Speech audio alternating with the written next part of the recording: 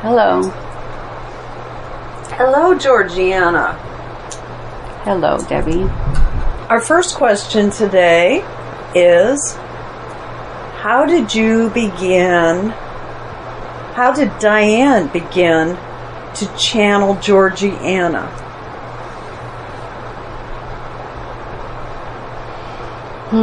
This is a rather complicated question. It is very long. We will try to make it as simple as we can.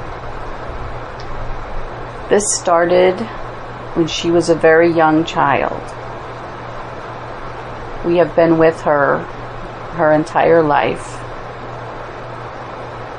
And there have been times throughout her life when we have come to the forefront and assisted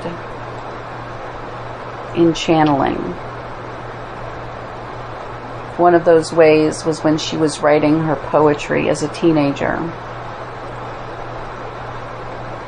Other ways was when we were helping her to understand events in her life and how to get through them easily. Most recently,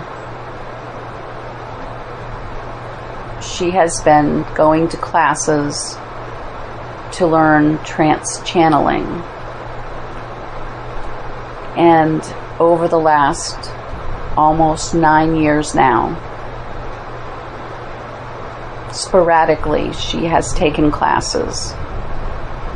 And we have slowly worked on improving our connection with her, our use of her vocal cords, and the use of her body to allow us to speak through her versus just being able to write or just being able to give her blocks of information that she saw as coming from her higher self, which is actually true as well. And in the most recent year, we began to speak. At first it was very slow, and now we are getting better at this. There is still much room for improvement, and it will happen over time. Next question. Okay. Please explain to us who GeorgeAnna actually is. Okay. We are a group of beings. Some of us have had lives upon this planet before, many lives. The entity that speaks most of the time is a woman who has had several lifetimes with Diane as well, and yourself. And there are other entities here who have helped throughout these lifetimes, both in the physical plane and in the spiritual plane. You would call us part of her soul group, and also part of her future, part of her past, and part of her future.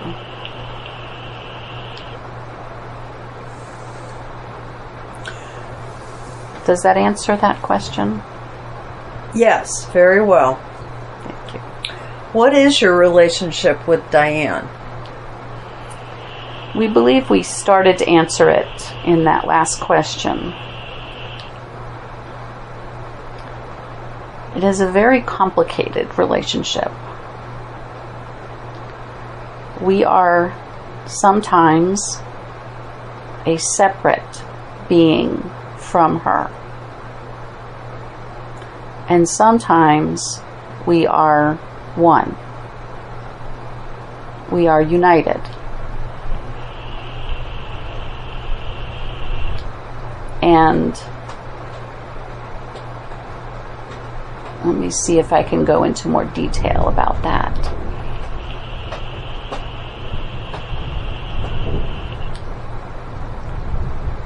All of you believe that you are singular beings, when in reality there are multiple aspects to your souls.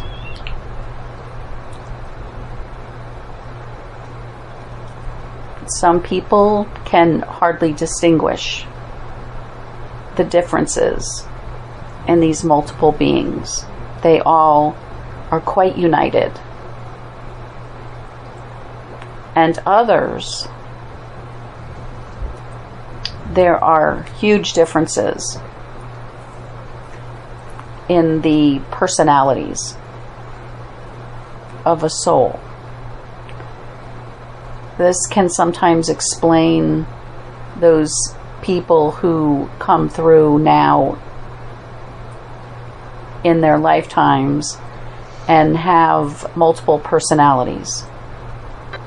Or there are people who have emotional issues because they feel that they are confused by what they think. Sometimes this is multiple aspects of one personality, one soul. But because many people have lived lifetime upon lifetime upon lifetime,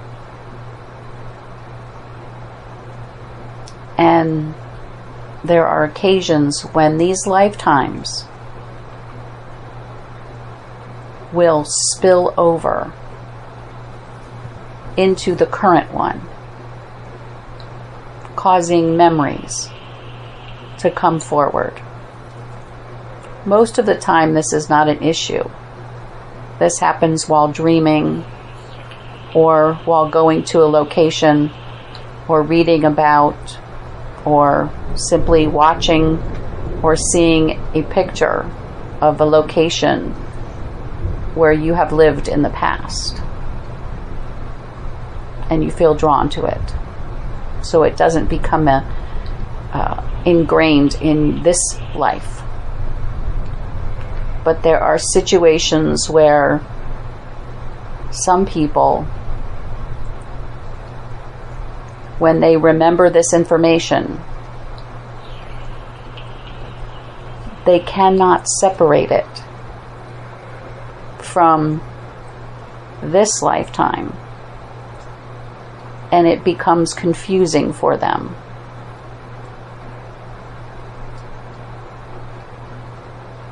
It is a very complicated situation. But in the case of Diane, we are part of her. The entities that call themselves GeorgeAnna, of which I am one, are all a part of her, both in the past and in the future. Now, are you referring to her higher self? It is what most people call it. Everyone has this information, this connection, and it is the spirit that is able to communicate in both directions. But what is actually happening in many cases, when someone speaks of their higher self, there is also connected to that soul energy, that higher self, the memories of all past lives, the memories of genetic lives that have been passed down physically, and future lifetimes that are all connected in that higher self, with that higher self. And there is the possibility of tapping in to that information. That is how Diane is able to do past life readings for others. She can look at them and access their higher self, and from that vantage point she can connect with other lifetimes that that person has had. We hope this answers the question. Thank you. You're welcome. Would you explain in lay terms the law of attraction and abundance? Yes, we know this has been explained over and over by many, and we don't have very much to add to what has been put forth. We respect all of those who have come before, who have given this information. Are you referring to Abraham? Yes, in particular. Thank you. Esther and Abraham have done an excellent job of bringing this information forward. What the law of attraction is, for those who are unaware, is like attracts like. And what is put forth into your dreams, your hopes for your future,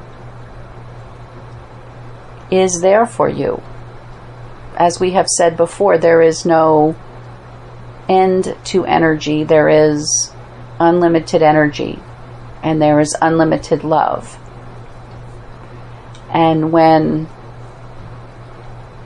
things are desired for your future, that desire does not disappear. That desire is waiting for your energy, for your spirit to become in alignment with what you have desired. And that is when like then attracts like. That is when you are vibrating at the same rate as what you desired. It could be 5 minutes earlier, or 20, 30, 40 years earlier. Some people, it takes longer to get there. And as far as abundance, most people do not understand this concept, that there is no lack of abundance. Everyone feels such a lack on this planet, and because they do, they have created a sense of lack. It is what they believe, and so it comes to pass because, as stated earlier, what you focus on, you draw to you. So just as when you want something positive in your life and your vibration is equal to that, it will arrive into your life. When you worry about something negative in your life and your vibration is equal to that negative thing, it will also come into your life. Therefore, we would suggest to everyone to, it's not necessarily about staying positive. Being happy and being positive is important, but it is not mandatory at all times. It is impossible at all times. It is not the way that we all must be, that everyone on this planet must be. What we say instead is focus on what you do want and avoid what you do not.